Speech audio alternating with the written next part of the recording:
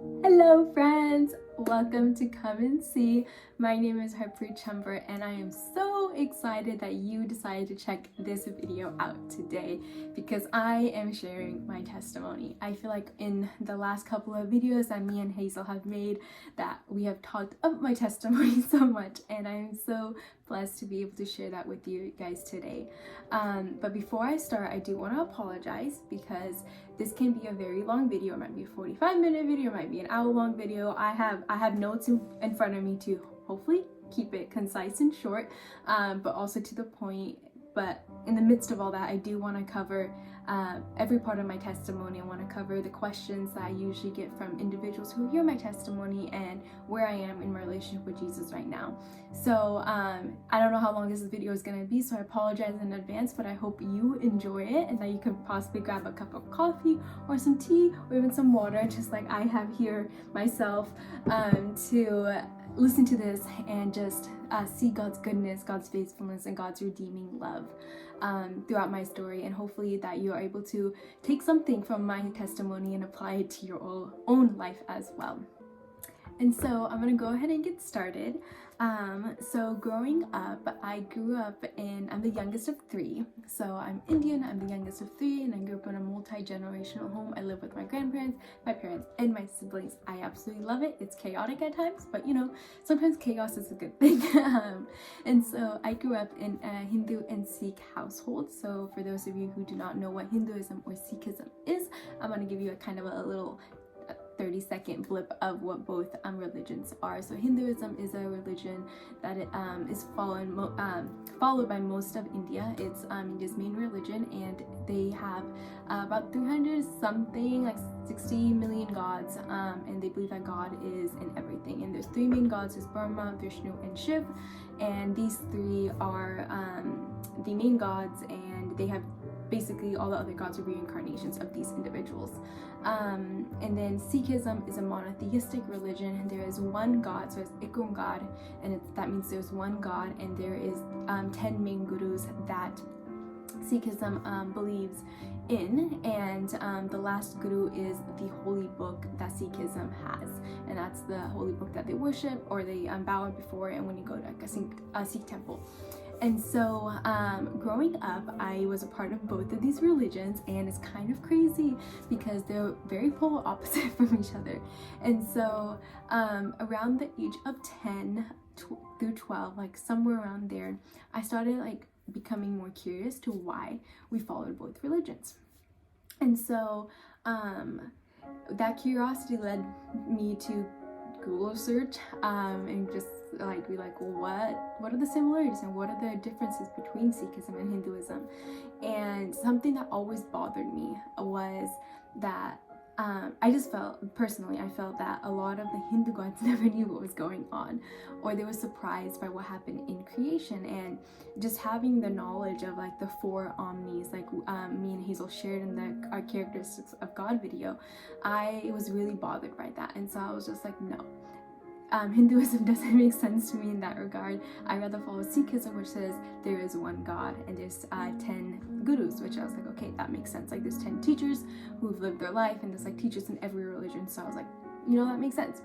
And so around the age of 12, I decided to follow Sikhism wholeheartedly until the age of 19.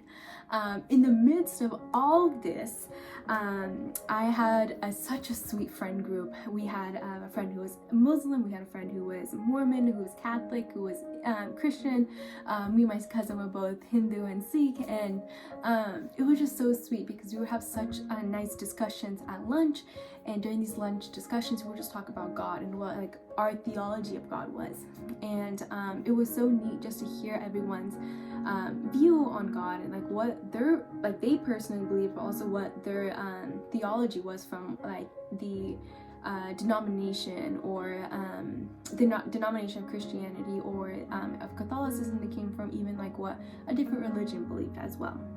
And so like growing up, one could say that I always had a huge inkling to learn more about religion. Like religion was huge for me, and I had this complete passion. I even still to this day I do. I love learning about other religions and seeing how that challenges my own beliefs, but I won't get on that rabbit trail. We'll save that for later.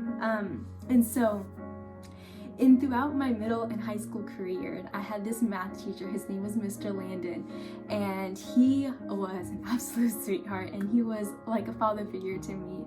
And so as I went through middle school, my sister actually had him as a teacher. And in her having him as a teacher, me and my sister are 2 years apart, and so I got to know him when my sister had him. And so when I got into 8th grade into his class, we already knew each other. And then he graduated to high school with us and promoted to high school with us. And throughout high school, I got to serve as a TA for him and just continue to pour into that relationship that we had. And his wife was half Indian, and so when you automatically like see there's another Indian, like, you know, there's like this Indian connection. And so I loved talking to his wife Shanti, and him himself, as like, it was just such a sweet relationship. And throughout my high school, I had I had some really good friends that also were Christian, and they started this club known as FCA, so it's a Fellowship of Christian Athletes. And I would go to the meetings. So this was mostly during my junior and senior year. I would go to these meetings, and I like just started feeling like I was missing something. Like I became jealous of my Christian friends. Maybe Mr. Landon, like I was jealous about like the closeness, the unity they had with God. And I was just like, I'm trying for like 7 years of my life, from 12 to 19. I tried to get that closeness, that unity with the Lord, but I couldn't, and it was driving me insane. And so I just had this huge craving and huge longing to come to know God in that intimate way, but I longed it. Like I did not realize that no other religion, nothing else could satisfy me besides Jesus. And in that whole like longing, jealousy process, I decided that I want to become a nurse. It's kind of crazy, but yes, I went on the path of nursing. Growing up, I always thought being a doctor would be cool, like an eye doctor. That's what I wanted to do. But then I dissected a cow's eye, and I was like, this is disgusting. I do not want to do this.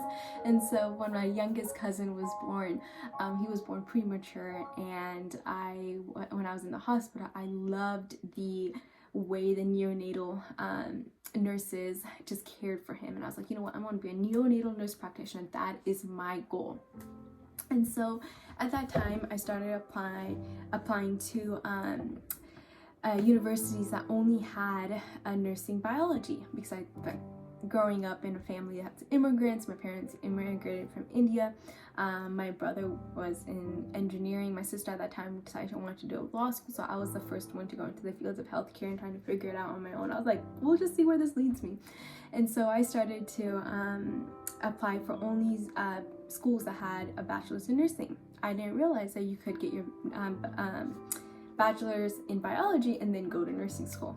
And so at that time, I just only applied to schools around in the surrounding area, but I also would apply to a lot of faith-based schools, because that's what I decided. I wanted to go to faith-based schools so I could grow that longing that I had for God.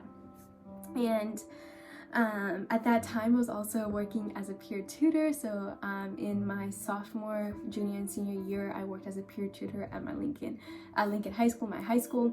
And then in all that process as well, like Jessup kept on coming up, and I was like, Jessup doesn't have a nursing program, which they do now. So if you are looking for a nursing school, Jessup has a nursing program, so you should definitely check it out. I'll put it in the description box below. But anyways, Jessup didn't have a nursing program at that time, so I was like, you know what, I'm not gonna apply to the school. I didn't want to go there because it was so close to home.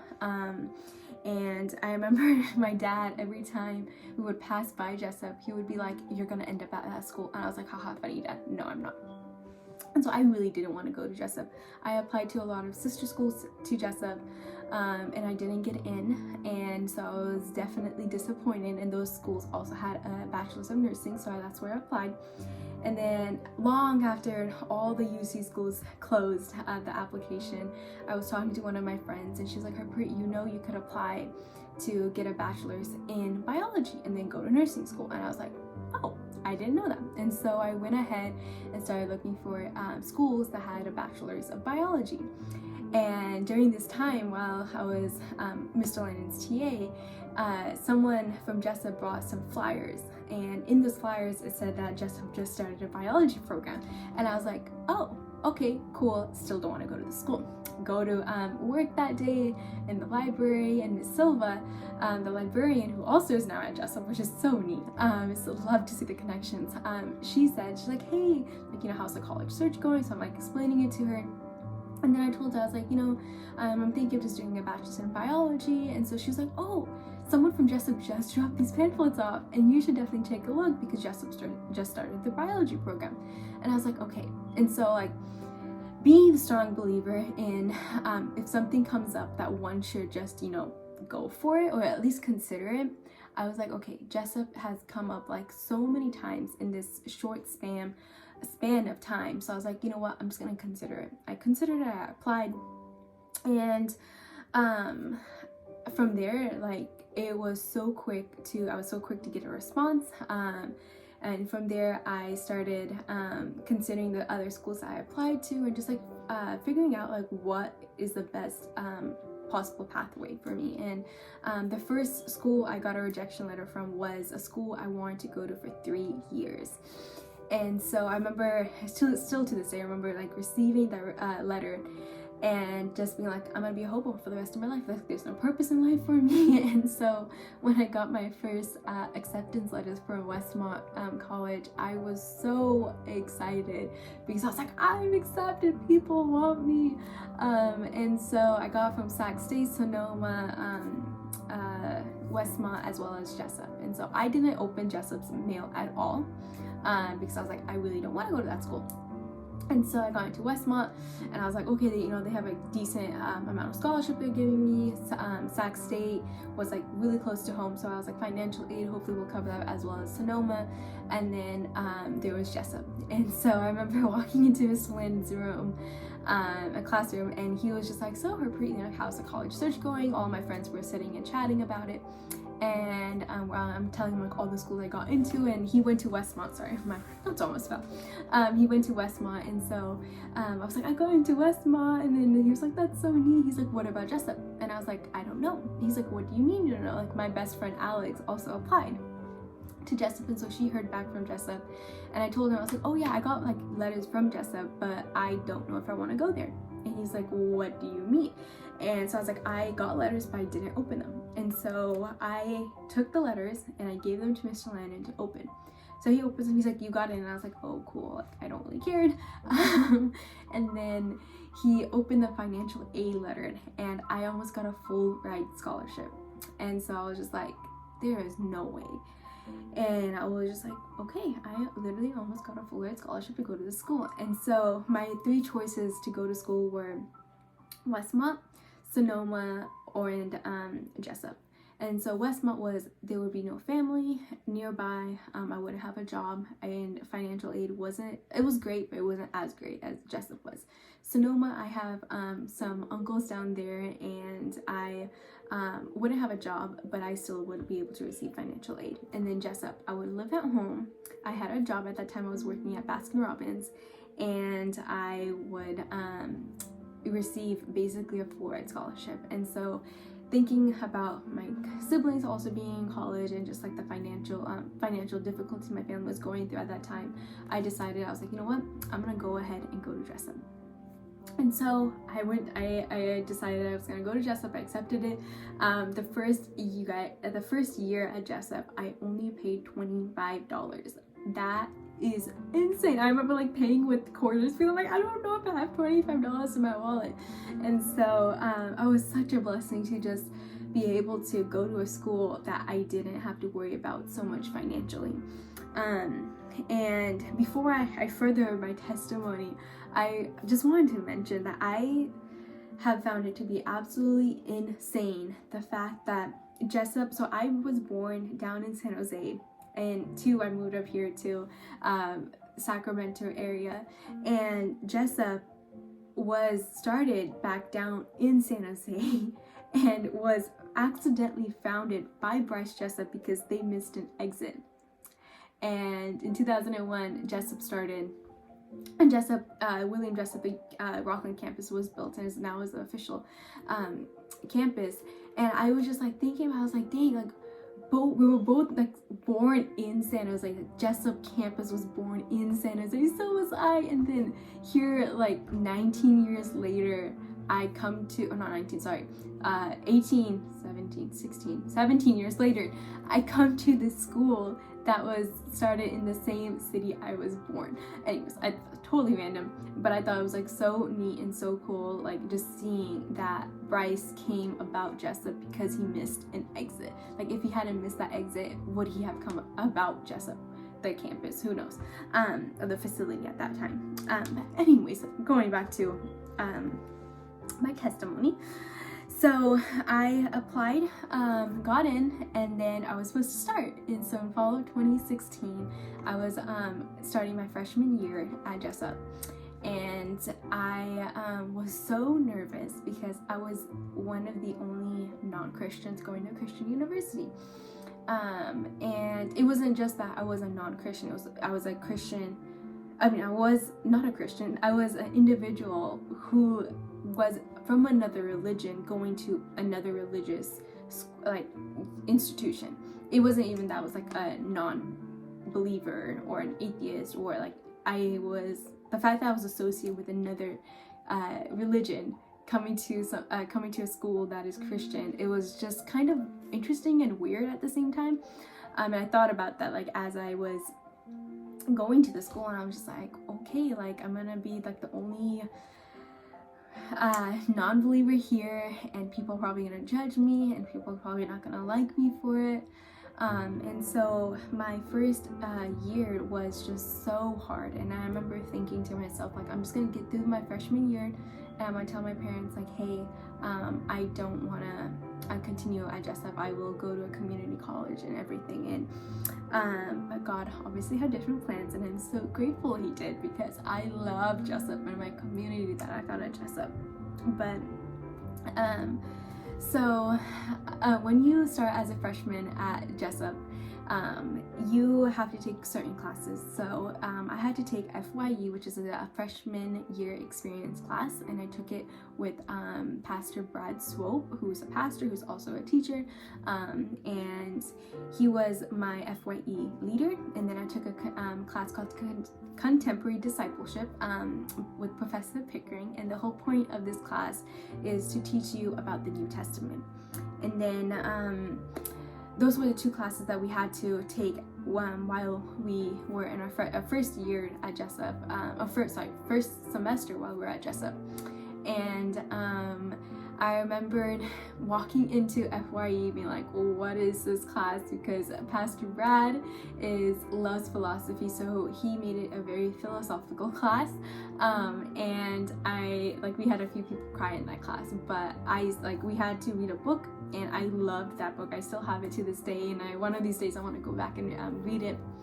And in that class, I was challenged with my beliefs as a Sikh, and I remember telling them in that class, I was the first class I told that I wasn't a Christian, that I was a Sikh. And I felt like I was gonna get like, oh, why are you coming to this university? But instead I was met with open arms, and I loved that. And then my contemporary discipleship class, it was on Tuesdays and Thursdays, and Professor Pickering loved to meet with her students. She loved to do one-on-ones. And so I went up to her on the second day of school, on the second day of class, and I was like, hey, like I just want to tell you and talk to you before, we further this semester. Can we do a one-on-one before, like sometime next week or something? And so we met up one-on-one in the Commons at Jessup, and I remember telling her like, hey, I'm not a Christian, and I don't honestly know why I'm here. I just don't feel like I belong, and I am thinking of transferring out the end of my freshman year. And she quoted Jeremiah 29:13 to me, which says, seek me and find me when you seek me with all your heart. At that moment I had no idea what that meant, but I was like, okay. And as I went through her class, I just absolutely loved her class, because it just told me so much about Jesus. And so growing up, I had heard about Jesus, but I knew Jesus as a prophet or a teacher. And that was like normal for me. And I was like, okay, like in Islam, they have prophets, and in Sikhism, we have teachers. So I was like, okay, Jesus is just a teacher. He's just a prophet. Okay, moving on. And during that time, Mr. Landon was also doing a Bible study on the book of Revelation back at Lincoln High. And so I was just like, I'm gonna go and be a part of it, because the more I learn about this faith, the better it will be for me. And so I went ahead and joined that Bible study every Friday evening, or Friday like after school was out. We would go to this Bible study. And Mr. Landon and his wife Shanti were so kind and so sweet to actually give me a Bible as well. So me and my best friend Alex, who was Catholic at that time, we both received a Bible from them. It was a study Bible, NIV study Bible, and I love it because I went through it and I read so much of it, and like highlighted and like asked questions and like compared it to like other religions, and it was just amazing. Anyways, and so while I was going through FYE, while I was going through contemporary discipleship, as I was going through the book of the Bible study in the book of Revelation, I also started to read the Old Testament. And in reading the Old Testament, I was just like, what the heck is wrong with the Christian God? Because the Old Testament, God is like angry, and like we read the book of Judges, God's constantly punishing the Israelites for their sin. And in all of like the Old Testament, you don't really see the loving God. And in the book of Revelation, you see God being God judging us at the end of end times. And so I hadn't read the New Testament at that time, and so all I'm seeing in the Bible is God being an angry God. But then everyone around me telling me, Jesus is such a loving God, he's such a compassionate God. And I'm just like, where are you guys reading that? Because I'm not seeing it. And so I started to write, I started to keep a journal with just tons of questions. I just started to write these questions down. I remember I texted Mr. Landon and Shanti and be like, hey, can you guys can we meet up, or can you guys come on campus, and that we could just sit down and I could ask you guys these questions, because I have tons of questions and I don't know who else to ask them to. And so during that time as well, I had applied for a position, an on-campus job, and this position was working in an office or a department on campus called Advancement, and they worked with the donors, they worked with the alumni as well. And so this was the department on campus that really took in all the donations and financial parts of the university. And so the funniest and the craziest thing was my supervisor, Debbie, before I actually started Jessup, I think it was in that August or end of July, she came into Baskin Robbins with her husband, and she was wearing a Jessup hat. And I remember helping her, and I saw her hat, and I was like, oh, do you go to that university? Do you work there? She's like, oh yeah, I work at the university. And I was like, oh, so neat, because I'm actually thinking of applying there. And so she's like, oh, okay, hopefully we run into each other. And then I interviewed with her. It's such a small world.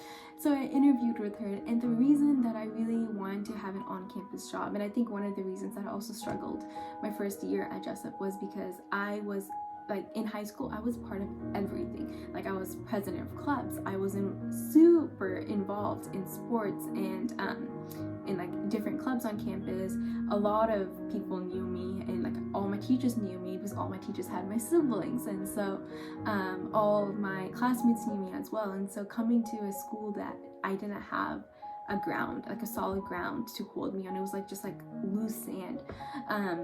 I was really struggling because I wanted to form my own identity, and I was I don't know how to do that. And so this on-campus job was my hope of forming that new identity. And so I went ahead and applied for this job, and I didn't get it. And I was like, you know what, that's okay. Who knows? Maybe I'm not supposed to be here. And so as I started having all these questions come up, I started frequenting the prayer chapel on campus. It's dead in the center of campus. It is absolutely gorgeous. They just renovated it. So if you guys are ever in the area, make sure you check out the prayer chapel at William Jessup. It is gorgeous, and it was and is one of my favorite spots to go to. And so I started going to the prayer chapel, and there was this devotional in the prayer chapel with Moses on it, and I started reading it. And every morning before my 8 a.m. class or 7:55 class, I would get dropped off like 10-20 minutes before school class started. And so I would just go in there for like 5 minutes, 10 minutes, sometimes even more longer. And I would just sit in the prayer chapel and like read the prayer devotional in the prayer chapel. And all of this like still left me with tons of questions about Christianity. And so that time I remember in October, specifically, wow, I cannot say specifically, specifically, there we go. Anyways, I'm not gonna say that word because I'm probably gonna butcher it. I remember meeting this guy. His name was Ryan Haynes. He was the campus pastor. And I remember looking at him and I was like, you are important. Why are you important? I have no idea, but you are important in my life.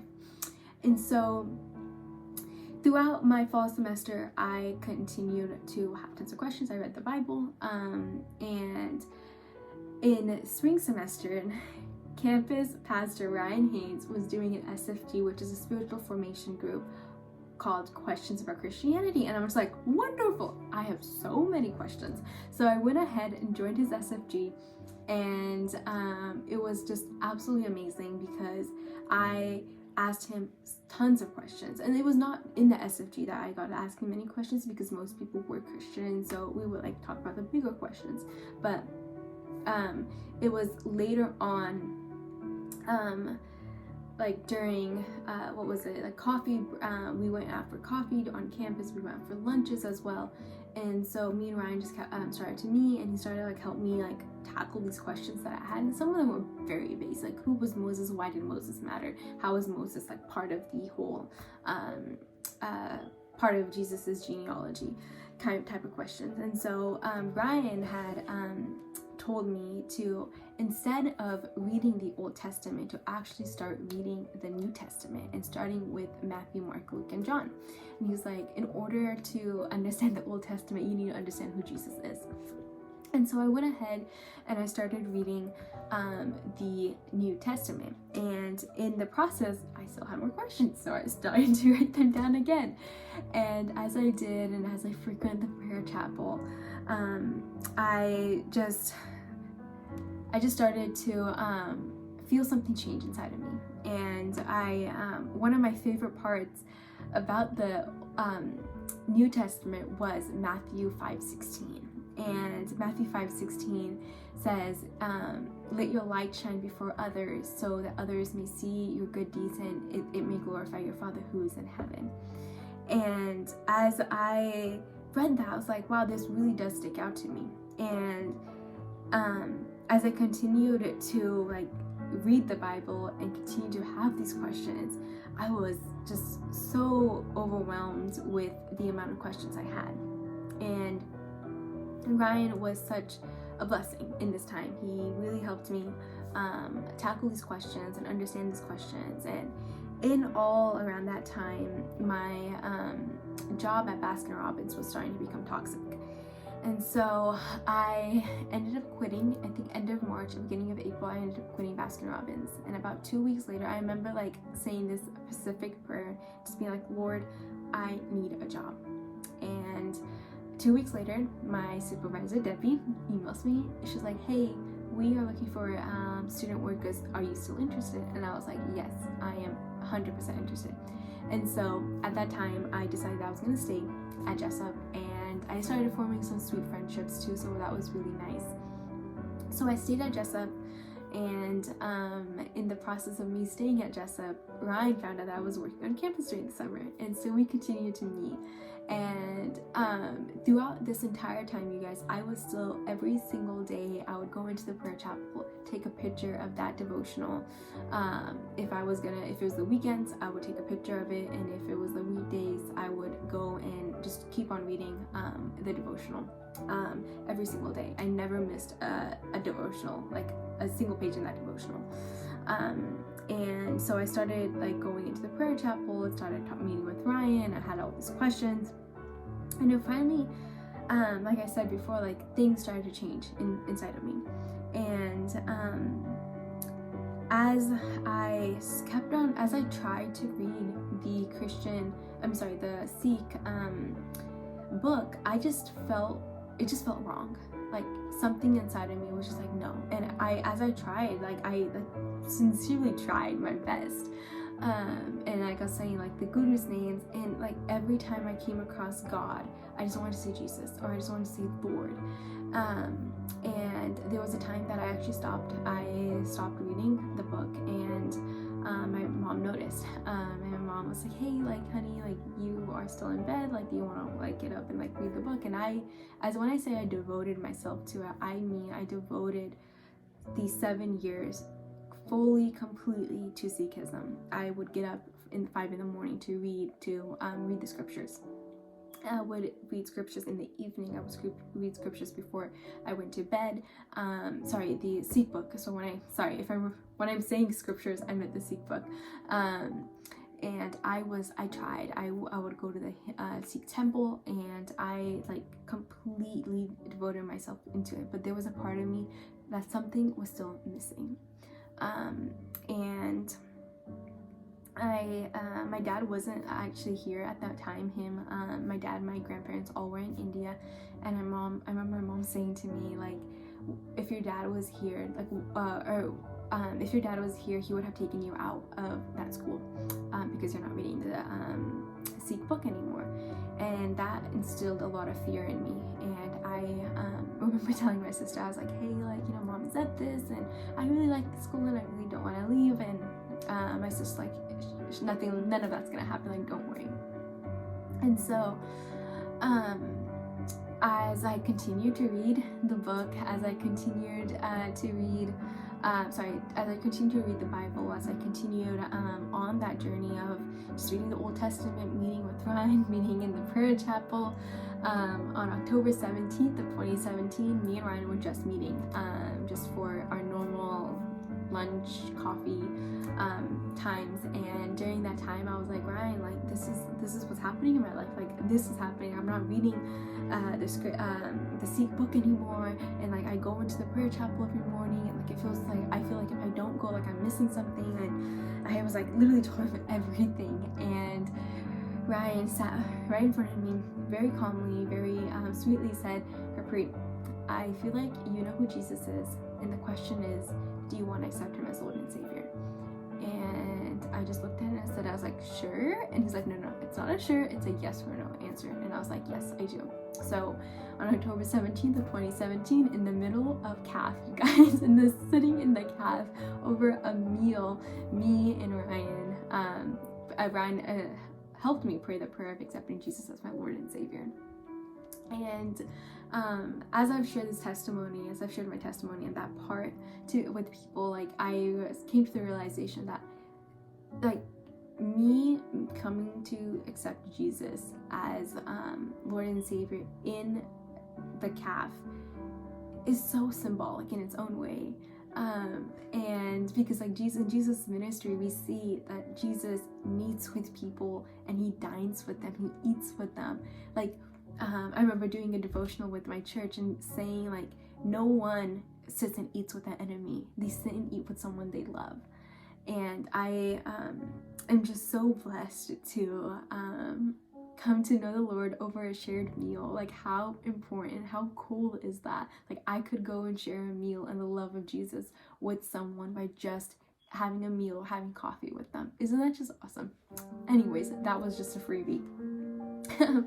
And so that exact same day, I went back to work, and as I went to work, I had come across Professor Pickering, and I told her that I had just prayed the prayer. I just prayed the Lord's Prayer.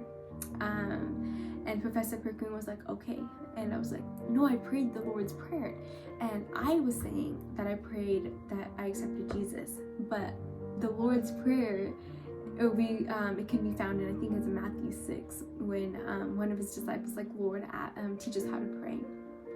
And I ended up, I think she ended up figuring out that I actually met, that I accepted Jesus into my life. And she and I, like, once she realized that, when she had the realization, we just sat in the comments. Actually, we were standing at that point. We stood in the comments and we just started crying and like being so happy. It was such a joyous occasion, and I was just blown away by how much joy she had for me. It was at that time that I hadn't really told anyone besides like Ryan and Professor Perkin that I became a Christian, because I actually didn't really realize the impact that it was going to have on my life. And so I remember one day I was meeting with one of my colleagues from the office for some advice regarding something, and that day I had told her, I was like, oh, by the way, I accepted Jesus. And she was just like, what? You accepted Jesus? Excuse me. And I was like, yes, I accepted Jesus as my Lord and Savior. And she was just absolutely blown away with happiness and like had tears in her eyes, and like seeing her made me cry. And she had told me, she was like, do you wanna she encouraged me actually. She's like, oh, do you want to go and share this with everyone in the office? And I was like, I don't know if I feel comfortable, but I was like, if you think it's a good idea, yes, I'll do it. And so I'm walking back to the office that day, and she was like, hey, you guys, Harpreet has something to say. And so everyone's standing around me, and the funniest part was I was meeting with Ryan during work hours. So during like lunch, I would meet with him, and during like whenever we would grab coffee, it would be during my working hours that I would meet with him. And I would always be like, oh, hey, like, I'm gonna go meet with Ryan and I'll be back in like an hour or whatever. And so everyone always knew that I was like meeting with Ryan. And when I told them that I accepted Jesus, and I was like, oh yeah, all the times I met with Ryan was because I had tons of questions about Christianity, and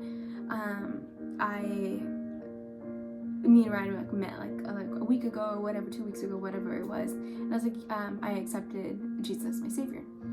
And they were just, oh my gosh, like, you guys will not, like, words can't describe the amount of joy they had on their faces, the amount of joy that they were expressing, the tears and the hugs that they had given me. It's such a blessing, such a blessing. And what they told me was like, we were praying for you to come to know Jesus. And I was like, what? I'm sorry, what? They're like, we were praying for you to come to know Jesus and accept him as Lord and Savior. And I was just like, wait, how did you guys know I wasn't a Christian? I didn't tell them because I didn't think it was a big deal. And they said that when I had applied, that there was some uncertainty with me working as a student worker there, just because of like the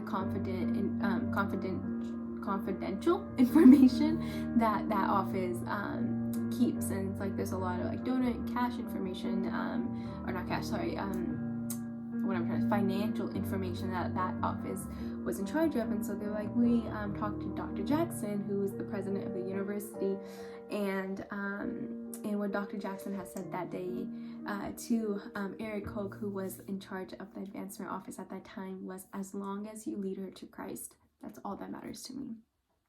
And it was just such a blessing to see that I was being prayed for before I even knew that I was being prayed for. And to this day, like, it seriously like moves me, and I just get so emotional just thinking about the fact that there were people praying for me and loving on me before I even came to know Jesus. And yeah, that day, like, I started to realize the impact, the decision of me accepting Jesus as my Lord and Savior, like the impact that actually had on my life. And I think one of the biggest reasons is I didn't realize the importance that this decision made was because Hinduism and Sikhism are both a religion, and there's lots of facets of both Sikhism and Hinduism that seep into one's life, but Christianity is built off the foundation of having a relationship with Jesus. And that relationship is what dictates my entire life. The way I do my job, the way I talk to people, the way I interact with people, the work I do, how I serve, what I do in my free time, everything about my life comes from this deep, meaningful relationship that I have with Christ. And it's taken some time to really get to this place of being like, you know what, Jesus, I chose you. Like, you picked me, you redeemed me. And I remember Hazel and I talked about the sheep of the parable of the lost sheep, which is this shepherd is leaving the 99 to go after this one lost strange sheep. And I really believe that's what the Lord did for me. He left the 99 to come after me.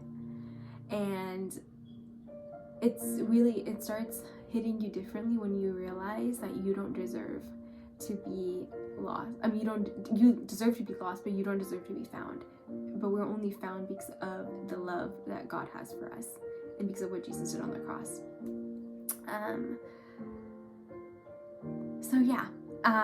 That is half of my testimony so far, you guys. I'm so sorry. Wow, this is taking a lot longer. But before I continue, I'm gonna get something to drink because I am getting tired. Okay. I have a whole set of stuff written down, and now I definitely got off track. So time to get back on track. So a few questions I've had with people asking me was one question I had was what was the thing that made it click for you about Christianity? Like, why did you choose Christianity? Or why did you come to know the Lord? Or why did you accept Jesus as your Savior? And I would say the part that made it click for me was I always knew God existed, and I always knew He was close and He was present, and I refused to believe that God just created all of humanity and then He was like, okay, now I'm gonna back off and I'm not gonna intermingle, interfere, be involved in your life, not interfere, but be involved in your life. And so it really I struggled with that in Sikhism, because I just sometimes felt like God was kind of hands off and that God didn't really want to be involved in my life. But I was like, no, I feel like God wants to be involved in my life. He couldn't have created me for a purpose and been like, okay, now figure out your purpose on your own. If you make a mistake, too bad, sorry, that really is horrible that you made a mistake. I felt like that couldn't just be God. That didn't make sense. And so I realized I always desired to have a relationship and always wanted to believe, but I struggled, because how can you fully devote yourself to someone you can't completely know? How can you fall in love with someone that you don't even know what they look like? And I think that was one of my biggest things, was I could know God, but I could never have a name for God. I could never have a face for God. And I believe Christianity provided me with that. Christianity gave me the face to God, and that's Jesus. He gave me a name to God, and that's Jesus. And there's a verse, Psalm 27:8, which says, "You say to me, seek your face. My heart replies, Lord, your face I will seek." Along with seek me and find me when you seek me with all of your heart. God answered a prayer that I cried deep within me, a longing to know Him, and He satisfied me more than I could ever imagine. I still have this yearning for Him, but the yearning is different from the longing of not knowing Him. And I am so blessed that God chose me. In scripture, we read, even in Romans, me and Hazel, this whole series on part 8, we read that God predestined us. He foreknew. and he chose us. Like, God chose me. God picked me. I don't know if how many of you watch Grey's Anatomy, but there's a line from Grey's Anatomy that Meredith says, "Pick me, love me, choose me," or whatever, however the order is. Like, that is what God did with me. He picked me, he chose me, he loves me. And it's just amazing to know that there is nothing in all of creation that I could do that could separate me from the love of Jesus. There's nothing I could do, and there's nothing you could do. Like, no matter of sin, like, once again, like, the fact that we sin does break Jesus' heart. It breaks him a lot, but it doesn't stop him from loving us, and nothing will ever stop him from loving us. And that's just a beautiful characteristic of God. That's just, he is love, and it's so hard to refute the fact that he is love. And so, anyways, so another question I usually get when I share my testimony is, how did my family react?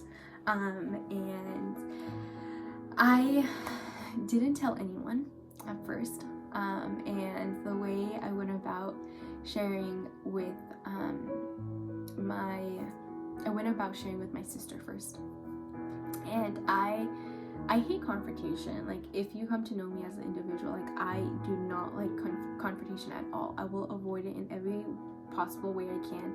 And so I went ahead and I wrote a letter to my mom, to my dad, to my brother, and to my sister. I wrote them a letter sharing that I became a Christian. And there was this one night that I think my mom and my brother were already asleep. My dad and my grandparents were still in India. And I was trying to go to sleep, but I was just so restless. And so I grabbed the letter that was dedicated to my sister, and I went downstairs. She just got home from work, and she was standing at the kitchen counter and eating something. And I went up to her, and I'm in tears. And I'm, being the youngest, I am 100% spoiled, but I also am so deeply loved by my sister. Like, sometimes it feels like my sister, like I'm my sister's child type of way. And so I went and I was like shaking while I was like trying to give her the letter, and she was like, "Are you okay? What's wrong? Did something happen?" And I'm just like shaking. I'm trying to give the letter. I was like, "Please read this letter." So she opened it and she read the letter, and she was like, she read it and she was like, "Okay." And I was like, "Okay, that's it? You have nothing else to say but okay?" And she's like, "Yeah."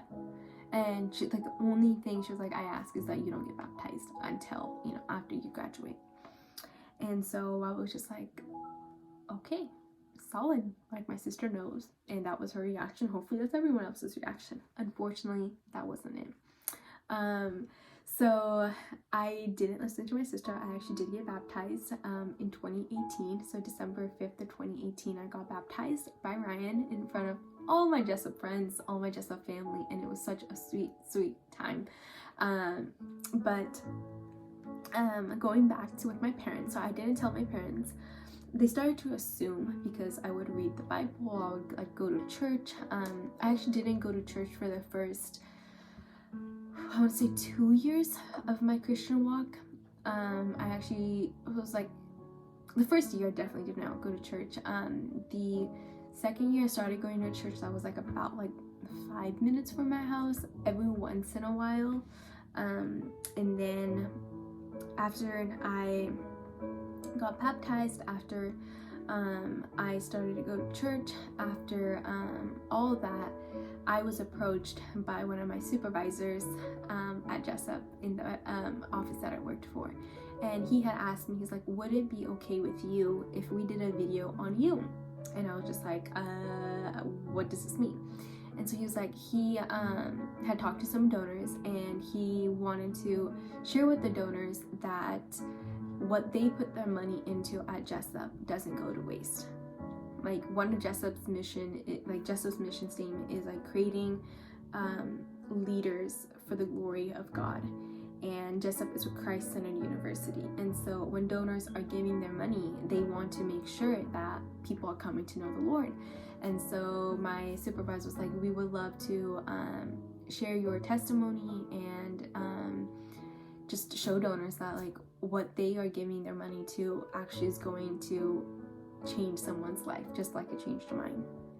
And so the video was made. It's like I went through this whole photo shoot process, and it was so awesome because I got to be the face of Jessup for a period of my time at Jessup's, which was really cool.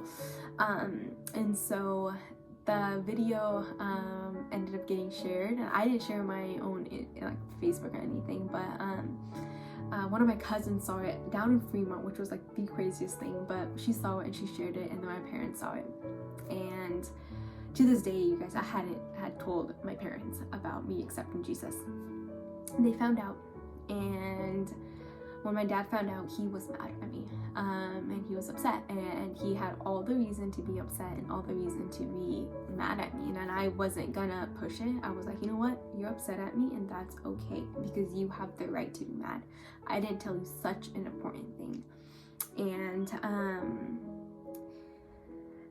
from that, like, he didn't talk to me for about a week, and I was like, you know what, I can't try to be like, it's gonna be okay, like, it's okay, like, you don't have to be mad at me, because I can't even imagine the amount of pain and the amount of hurt my parents probably have felt, feeling their own daughter betrayed them, in a sense. And I have a few, like, I was so blessed to come across this ministry called South Asian University, and it's just South Asian individuals who, a lot of them come from like a very similar background as me, and I got to connect with them, and they shared, like, some of my friends shared like their family disowned them, and or some of them didn't, like, their parents don't even talk to them, and if they do talk to them, like, they want them to abandon Christianity. And so I'm so happy that, like, my parents didn't ask me to do any of that, and so a lot of it kind of just felt like my parents were upset at me, and like they were upset at me, but also, like, sometimes it felt like it was my fault, like, if I hadn't made that choice of following Jesus. But like, now thinking back to it, I'm like, I wouldn't have done anything differently, and even in that moment I wouldn't have done anything differently. And so there was a period of time that I definitely was blamed for a lot of things that went wrong in my family, whether it was personally with my own health, or it's something that went wrong in the family, or like just in life in general. Like, I would hear the mistake that they referred to was me accepting Jesus. I would hear that the mistake you made upsetted the Hindu or the Sikh gods, and that was difficult. Like, I'm not gonna lie, that was definitely hard, but God, even in that, was so faithful, and I've come to the point of just being like, you know what, Lord, you are showing up in my family. You are present in my family. You are here, showing me that you exist on a regular basis. The Lord is like making me aware of his presence. My parents, there's a point where there's another video that Jessup did on me. Actually, we'll link the videos down below so you guys could watch both of them. It was like a follow-up video that I had shared in, that my brother actually asked me to pray for his health, and so I got to pray for his health. My dad had asked me about creation this one time 2 or 3 years ago, before COVID happened. Me and my sister, we went to church together, and recently, actually, my mom had asked me while eating dinner, and she was like, why did you accept Christianity? And I was just like, oh, okay, we're having this conversation over dinner, like, perfect, like, let's do this. And I was just like, Mom, you will never understand why I accepted Jesus until you experience Jesus for yourself. And all of that, really, you guys, is like giving me hope that one day my parents will come to know the Lord, and that I will be able to go to church with them, because that's one thing I really want to do. Sorry, I'm gonna try to not cry. I really want to go to church with my family. I want them to be saved from hell, for eternal spiritual death. Like, I don't want them to be in hell. I want them to come to know Jesus. And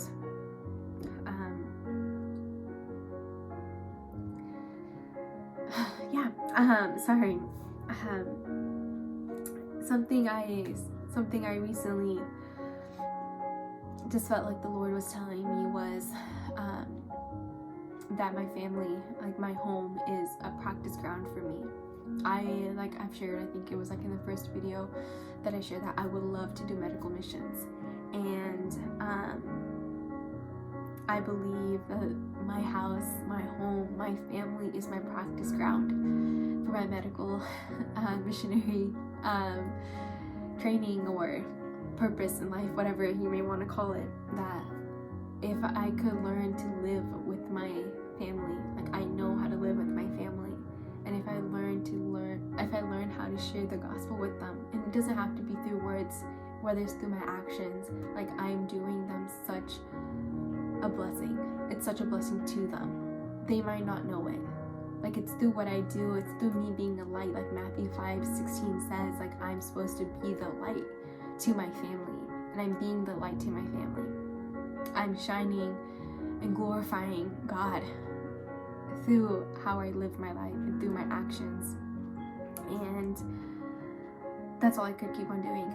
I could just keep on loving them in the way that I am, in the way that Jesus has loved me. I love them in the times that they take me off, make me really angry. I forgive them. I practice patience just like my Lord practices patience with me. And I just want to say, like, the Christian walk isn't easy, and it was never meant to be easy. But I really hope and pray that my testimony has been a blessing and encouragement to you.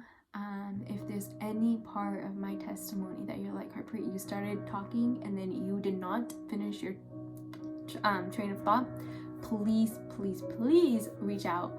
You can comment in the box below, and I would love to hear from you. I would love for you guys to ask questions, because it helps me like think about my own testimony in a deeper way as well. And if you have any prayer requests, as always, you guys could put them in the prayer request box below. Follow us on Instagram, TikTok, and Facebook. And I just really hope that this was an encouragement to you all. I hope you stay safe and blessed. Until next time, sweet friends, grace and peace to you all. Bye.